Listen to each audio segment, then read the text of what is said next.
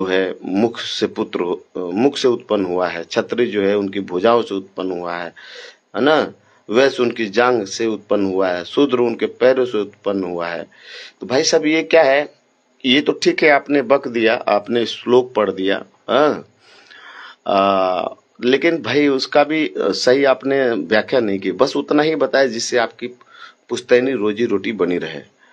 तो ये सारी चीजें जो है अब आने वाले समय में मॉडर्न युग में जो है आपको कहीं भी उसका जगह नहीं है। तो सबसे पहले तो जो भी साथी है जुड़े हैं, अगर हिंदू धर्म में सनातन की बात हो रही है तो सनातन की बात, सनातन मतलब समानता, सनातन का मतलब होता है सीधा समानता।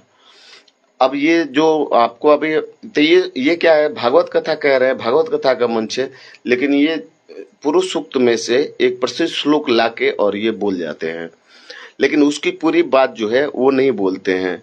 ठीक है, तो इसमें दे रखा है, पुरुष मैंने खोल रखा है, मेरे सामने वो बुक है, मैंने उसको पेज को खोल रखा है, उसमें लिख रखा है, मैं हिंदी ही पढ़ रहा हूँ उसका। यश, अब मैंने ब्राह्मण बताया जो मुख से उत्पन्न होता है, क्षत्रिय बताया उसमें दे रखा है जो भुजाओं से होता है, ठीक है, कोई दिक्कत नहीं है।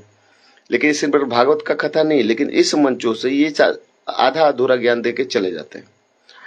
अब इसमें दे रखा है वैश्य क्षत्रिय कौन है, जिनकी भुजाओं में, जो भुजाओं से बने होते हैं ना और उत्पन्न है, और वैश्व दे रखा है जो जांग से उत्पन्न और शूद्र। तो इनका नीचे थोड़ा सा ना इनका दे रखा है कि वर्ड, ये इसको पढ़ते, ब्राह्मण का मतलब होता है मुख से उत्पन्न होने का मतलब, जो मुख वाली सारा उसके पास, जैसे मान लीजिए उसके पास ज्ञान होता है, अध्ययन होता है, अच्छा वक्ता होता है, आध्यात्मिकता कार्य होता है ना मुख से, क्योंकि वे ज्ञान का प्रचार करते हैं, उनको ब्राह्मण करते हैं। जो ज्ञान का प्रचार मतलब जो सत्य है, ज्ञान मतलब जो सत्य है, उसको ब्राह्मण कहते हैं, और उसको कहते हैं मुखपुत्र। मुखपुत्र ऐसा नहीं है कि मुंह में से जन्म ले लिया।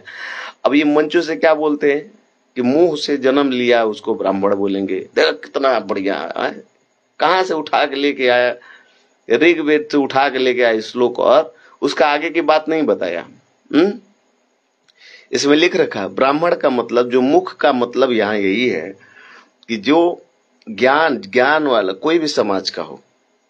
अभी अखिलेश यादव जी देखिए इटावा में जो है उन्होंने यादव समाज पुजारी के साथ खड़े थे, कथा वक्ता के साथ, लेकिन अभी देखिए आजमगढ़ में जो है वहां शुक्ला तिवारी उनके घर के पूजन कराए।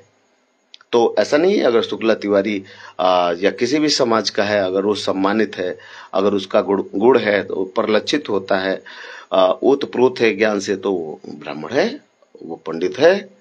लेकिन अगर किसी भी